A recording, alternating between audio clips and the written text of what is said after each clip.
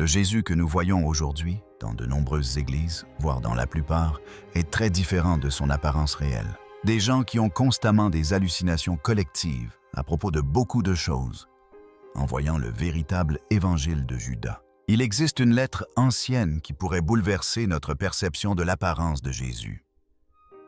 Attribuée à César par un certain Lentulus, elle contient une description étonnamment détaillée de Jésus, qui diffère des images familières d'Homère que nous connaissons depuis notre enfance. Certains érudits pensent qu'il s'agit d'un faux et affirment que Lentulus n'a peut-être jamais existé.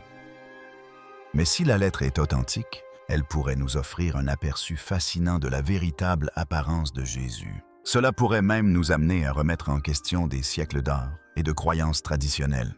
Alors que révèle réellement cette mystérieuse lettre, explorons-la ensemble et découvrons ce qu'elle peut nous apprendre sur Jésus. Qui était Lentulus? Comment pouvait-il si bien connaître Jésus? Que suggère cette description quant au véritable visage de Jésus? Examinons cela de plus près. L'image de la miséricorde divine. Au XXe siècle, l'une des images de Jésus les plus connues est celle de la miséricorde divine. Aujourd'hui, cette image est largement utilisée par de nombreux catholiques et anglicans à travers le monde. Et on la retrouve dans les églises, les foyers, sur les images du pieuses et dans divers ouvrages de dévotion. Selon la tradition, Jésus serait apparu en vision à Sainte Faustine Kowalska en 1931 à Płock, en Pologne. Au cours de cette vision, il lui aurait révélé le motif de l'image. Faustine aurait ensuite consigné cette expérience dans son journal, expliquant que Jésus lui avait demandé de faire peindre par un artiste un tableau fidèle à l'image qu'elle lui avait donnée en vision. Cette image allait devenir l'une des représentations les plus connues de Jésus dans le christianisme moderne. Faustina finit par trouver un artiste du nom d'Eugeniusz Kazimierowski pour peindre l'image de la miséricorde divine. Dans cette représentation, Jésus est montré la main droite levée en signe de bénédiction, tandis que sa main gauche repose sur sa poitrine. De son cœur jaillissent deux grands rayons, l'un rouge et l'autre blanc. Ces rayons sont porteurs d'une symbolique profonde. Ils sont considérés comme représentant l'amour et la miséricorde de Dieu répandus sur le monde, notamment à travers les sacrements du baptême et de l'Eucharistie. Au fil du temps, l'image de la miséricorde divine est devenue un puissant symbole d'espoir et de pardon pour des millions de personnes à travers le monde. Elle a été reproduite sous de nombreuses formes peintures, statues vitraux et images pieuses. Cette image a également inspiré d'innombrables prières, hymnes et pratiques spirituelles centrées sur la miséricorde divine. Bien que l'image de la miséricorde divine soit très appréciée, il est dit que Jésus a insisté sur sa signification spirituelle plutôt que sur son apparence physique. Lorsque Sainte Faustine Kowalska vit pour la première fois le tableau original, elle fut, dit-on, très émue et dit à Jésus « Qui pourrait te peindre aussi belle que tu l'es vraiment ?» Selon son journal, Jésus lui répondit que la beauté de l'image ne résidait ni dans les couleurs ni dans les coups de pinceau.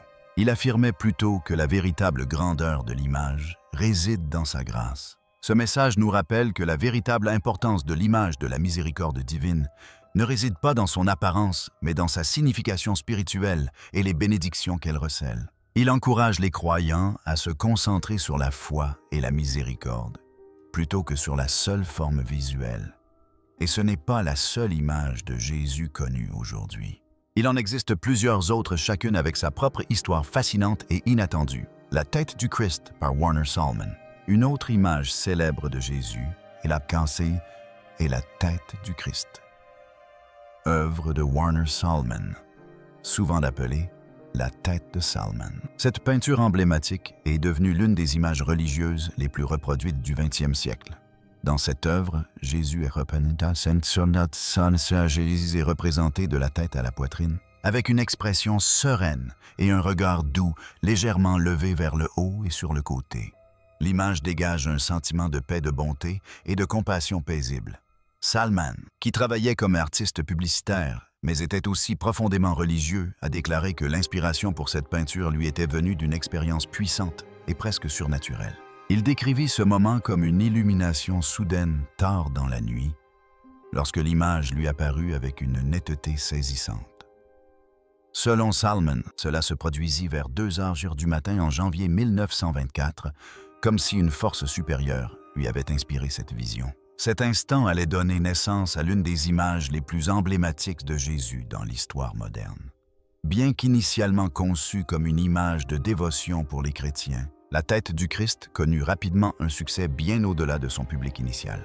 Le tableau de Warner Sallman a été adopté par de nombreuses confessions chrétiennes et a acquis une signification particulière durant la Seconde Guerre mondiale. Les soldats emportèrent souvent de petites reproductions de l'image, y trouvant réconfort et espoir en ces temps de guerre. Au fil du temps, son influence s'est accrue. L'image est devenue l'une des représentations les plus connues que de Jésus, apparaissant dans les foyers, les églises, les écoles et même les hôpitaux du monde entier. L'Église copte orthodoxe vénère particulièrement cette image, notamment en raison d'un miracle attribué à un garçon de 12 ans nommé Isaac Ayoub. Isaac avait reçu un diagnostic de cancer grave. Un jour, il affirma avoir vu les yeux de Jésus dans le tableau de Salman se remplir de larmes. Profondément touché par cette expérience, il crut avoir été témoin d'un événement divin. Miraculeusement après cela, la santé d'Isaac commença à s'améliorer.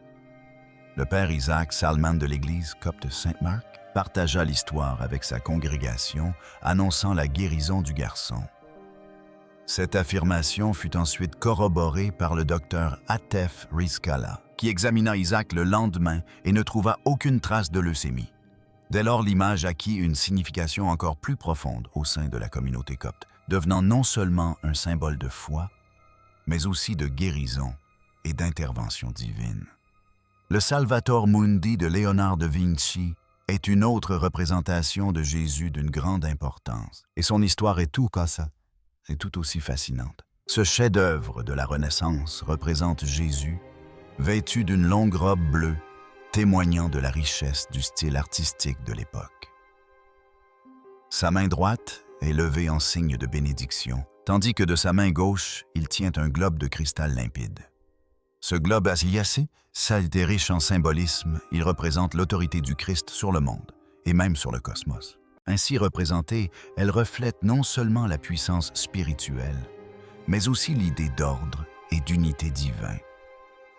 À travers cette imagerie, Léonard de Vinci saisit un puissant contraste entre le terrestre et le céleste, présentant Jésus comme le pont entre les deux royaumes. Ce tableau est promptsam. C'est profondément ancré dans les idées spirituelles et mystiques de la Renaissance. Il n'a pas été créé simplement comme une œuvre d'art, mais comme un moyen d'aider les spectateurs à se connecter à Jésus à un niveau plus profond et plus spirituel. Chaque détail de la main levée à la sphère de cristal était intentionnel et lié aux idées théologiques de l'époque. Les penseurs de la Renaissance ont souvent médité sur la double nature du Christ, à la fois humaine et divine, et le Salvator Mundi exprime visuellement cette conviction. Son titre signifie « Sauveur du monde ».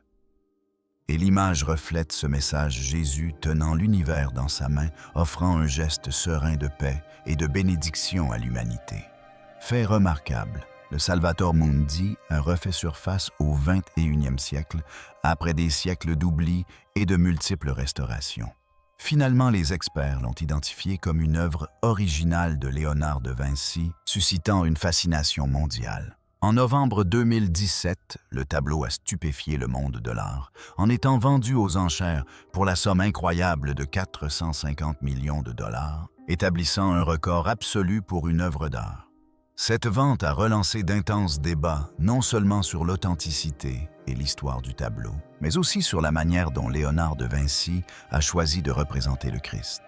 Les chercheurs et les critiques se sont interrogés. L'image reflète-t-elle une représentation historiquement fidèle de Jésus ou une interprétation plus symbolique de l'autorité divine? Son long et mystérieux parcours à travers le temps, marqué par la quasi-disparition d'importantes restaurations et une redécouverte spectaculaire, n'a fait qu'accroître son aura de mystère. De par cette histoire extraordinaire, le Salvator Mundi demeure l'une des représentations de Jésus les plus mystérieuses et les plus controversées jamais réalisées. Alors que de nombreuses représentations anciennes de Jésus s'inspiraient de visions ou d'expériences spirituelles comme celles associées à Warner Salmon et Leonardo da Vinci. Certaines descriptions prétendent provenir d'observations directes et concrètes. L'un des exemples les plus intrigants et controversés est la lettre de Lentulus à César. Selon la tradition, Lentulus était un fonctionnaire romain qui aurait vécu à l'époque de Jésus, bien que les historiens débattent encore de son existence. Contrairement aux œuvres visionnaires des artistes, cette lettre se présente comme un témoignage direct et concret. Elle décrit Jésus non pas à travers une révélation divine, mais à travers ce qui semble être des rencontres quotidiennes. Lentulus, qui n'était pas un disciple de Jésus, mais un contemporain romain, offre une description physique qui suggère que Jésus était déjà une figure familière à son époque. Le ton de la lettre est presque ordinaire, conférant à Jésus une certaine familiarité humaine. Cela contraste fortement avec les représentations plus mystiques et idéalisées que l'on trouve dans l'art et la tradition. Alors quel lien Lentulus entretenait-il réellement avec Jésus et quelle est la fille? Fiabilité de ce récit mystérieux. Examinons de plus près Lentulus et explorons les réponses à ces questions. La mystérieuse lettre de Lentulus. Selon la tradition, Lentulus était gouverneur de Judée et aurait servi auprès de Ponce Pilate. Il est surtout connu pour un document fascinant, la lettre de Lentulus, qui prétend fournir une description détaillée de Jésus. Cette lettre possède une histoire mystérieuse et a suscité un vif intérêt au 15e siècle, lorsqu'elle a commencé à influencer la manière dont Jésus était représenté dans l'art religieux. Au 18e siècle, Christopher Mylius, un bibliothécaire d'Iéna, décrivit la lettre comme un artefact extraordinaire. Il affirmait qu'elle était écrite en lettres d'or sur du papier rouge et reliée dans une couverture ornée. Malheureusement, cette description détaillée de la lettre a depuis été perdue. Plus tard, au 19e siècle, certains suggérèrent que la lettre pourrait dater de l'époque de Dioclétien. Mais les chercheurs modernes rejettent généralement cette hypothèse. Au fil du temps, différentes versions de la lettre ont fait surface. Une référence bien connue provient de Ludolphe, qui l'inclut dans ses écrits sur la vie du Christ. Elle est également mentionnée dans des ouvrages associés à Anselme de Cantorbéry, bien qu'il n'en soit pas l'auteur original. Selon les récits historiques, un érudit nommé Giacomo Colonna découvrit la lettre en 1432 parmi d'anciens documents romains envoyés de Constantinople à Rome. Ce qui rend cette lettre particulièrement intrigante, c'est que sa description de Jésus ressemble à d'autres représentations anciennes, notamment celles associées à Jean Damascène. En raison de ces similitudes, certains pensent que la lettre pourrait être authentique. Mais la question fondamentale demeure: que dit-elle réellement de Jésus selon la lettre? Lentulus décrit Jésus en termes vivants et personnels. Il le présente comme un homme d'une grande autorité et d'une grande vertu. Certains, écrit-il, appelaient Jésus le prophète de la vérité, tandis que ses disciples le considéraient comme le Fils de Dieu. Lentulus décrit Jésus comme étant de taille moyenne, avec une présence digne et imposante. Il poursuit en décrivant ses cheveux, couleur noisette mûre, ondulés et légèrement bouclés, tombant sur ses épaules et coiffés d'une raie sur le dessus, à la manière traditionnelle nazaréenne. Lentulus décrit le visage de Jésus comme calme et joyeux, sans rides ni imperfections. Ses sourcils sont lisses et il porte une barbe fournie. Ses yeux sont décrits comme brillants d'un bleu-gris. Selon la lettre, Jésus se tenait droit, adoptant une posture noble, et même ses mains et ses bras étaient décrits comme gracieux et remarquables. Lentulus brosse également un portrait équilibré de la personnalité de Jésus. Il écrit que Jésus pouvait être ferme lorsqu'il corrigeait autrui, tout en étant doux et compatissant lorsqu'il donnait des conseils. Il est décrit comme joyeux, mais aussi profondément sérieux. Fait intéressant, la lettre affirme que Jésus n'a jamais été vu en train de rire, mais qu'on le voyait souvent pleurer. Globalement, Lentulus le présente comme le plus beau des hommes, un être qui reflétait à la fois la majesté divine et l'émotion humaine.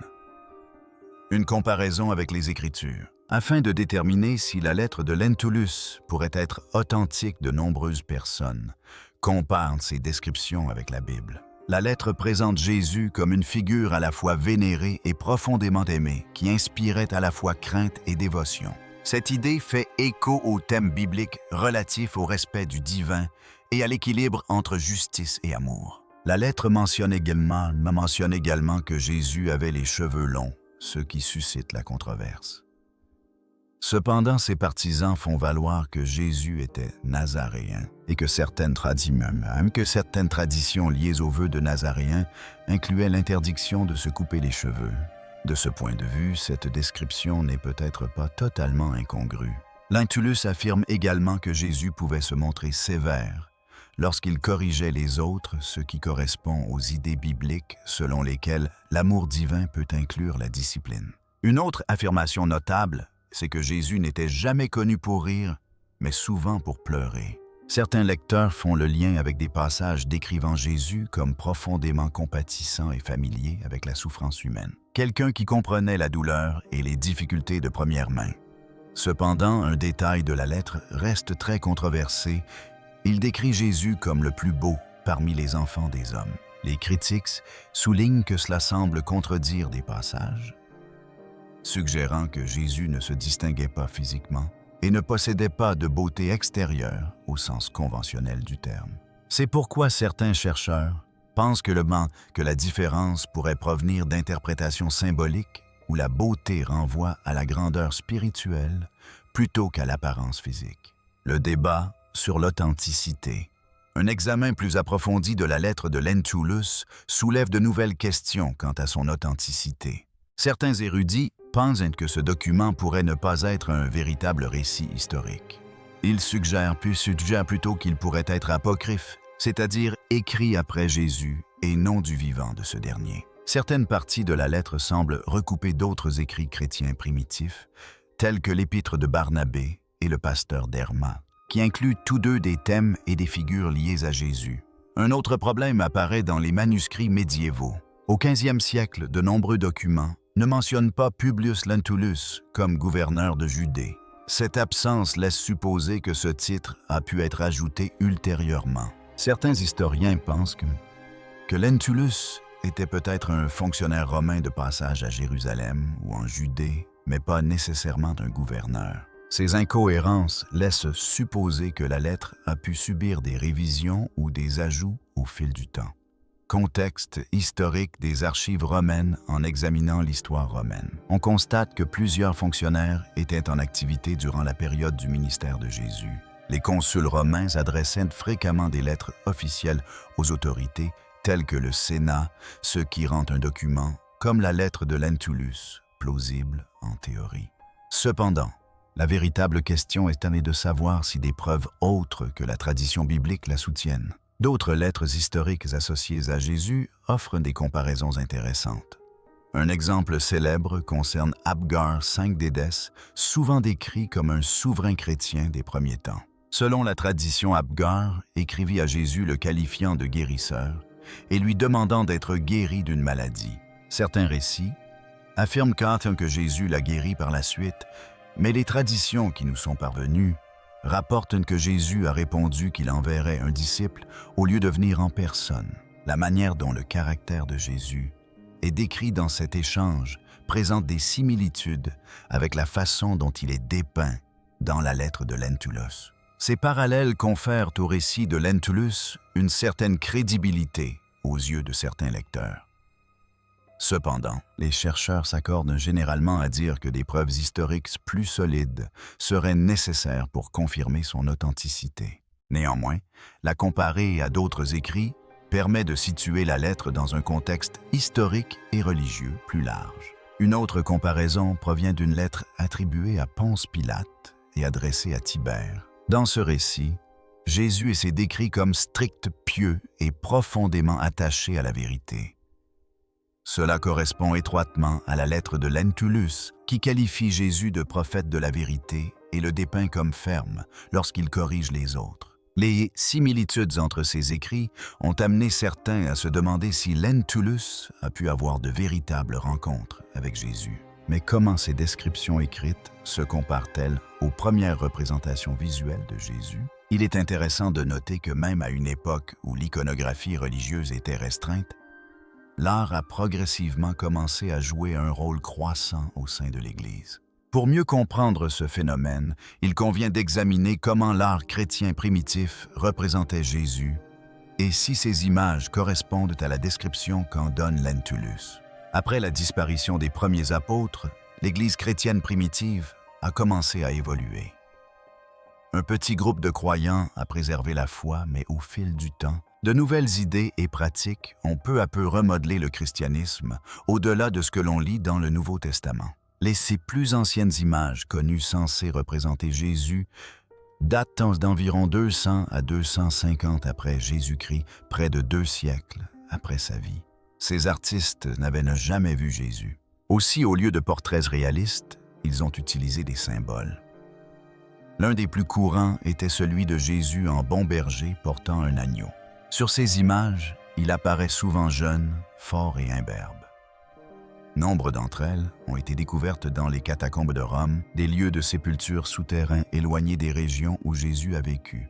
Les historiens débattent encore de la question de savoir si ces images représentent véritablement Jésus. Nombre d'entre elles ressemblent à des œuvres d'art païennes, car les premiers chrétiens empruntaient souvent des symboles familiers aux cultures environnantes. Les représentations détaillées de Jésus ne se sont répandues qu'après la conversion de Constantin le Grand au christianisme. Avant lui, de nombreux croyants s'opposaient aux images religieuses, mais à mesure que le christianisme se répandait dans le monde romain, l'art fut de plus en plus accepté dans le culte. Dès le IVe siècle, des images de Jésus apparaissaient dans les églises de Rome et de Byzance. Malgré les débats persistants, l'art religieux est devenu une composante durable de la tradition chrétienne. Bien que la Bible ne fournisse que des descriptions physiques limitées, ces images anciennes ainsi que des écrits, comme la lettre de Lentulus, nous aident à imaginer comment les premiers chrétiens pouvaient se représenter Jésus. Intéressons-nous maintenant à l'un des artefacts les plus mystérieux liés à Jésus, le suaire de Turin. Ce linge ancien mentionné pour la première fois en 1354 porte l'image floue d'un homme qui semble avoir été crucifié. De nombreux croyants, notamment dans la tradition catholique, le vénèrent comme le véritable linceul qui a enveloppé Jésus après sa crucifixion. Selon la tradition, l'image s'est imprimée miraculeusement sur le tissu. Le suaire présente les empreintes de face et de dos d'un corps humain, et depuis des siècles, il est à la fois une icône sacrée et un mystère scientifique. Certains pensent qu'il s'agit du véritable linceul du Christ, tandis que d'autres le considèrent comme un puissant symbole religieux, plutôt que comme une relique au sens propre. Ce qui le rend si fascinant, c'est la manière dont l'image s'est formée. L'empreinte n'apparaît que sur les fibres superficielles, sans endommager le tissu, un phénomène que les scientifiques peinent encore à expliquer. Certains avancent des causes naturelles, tandis que d'autres évoquent un événement miraculeux. Même après des siècles d'études et de débats, le suaire de Turin demeure l'un des objets les plus fascinants et mystérieux de l'histoire des religions, continuant d'inspirer foi et curiosité à travers le monde. La théorie de la transfiguration et l'apparence réelle de Jésus. Certains pensent que le suaire de Turin pourrait révéler une image miraculeuse de Jésus liée à sa transfiguration. Cette théorie suggère qu'une explosion d'énergie divine a laissé une empreinte sur le tissu préservant un instant lié à la résurrection. L'image représente un homme barbu aux cheveux mi-longs et portant des marques évoquant des plaies de crucifixion que beaucoup associent aux descriptions bibliques.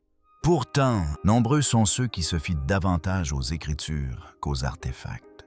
Curieusement, la Bible donne très peu de détails sur l'apparence physique de Jésus. Les évangiles, Matthieu, Marc, Luc et Jean décrivent sa vie mais pas son apparence.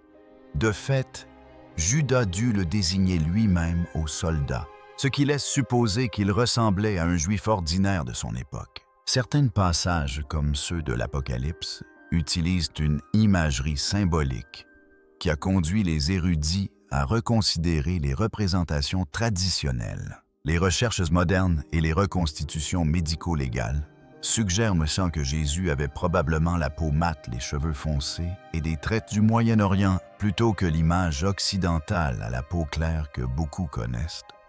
Au fil du temps, l'art a remodelé la façon dont Jésus a été représenté. Les influences des cultures romaines et grecques ont donné naissance à l'image familière de Jésus, aux cheveux longs et à la barbe, que l'on retrouve dans la tradition occidentale.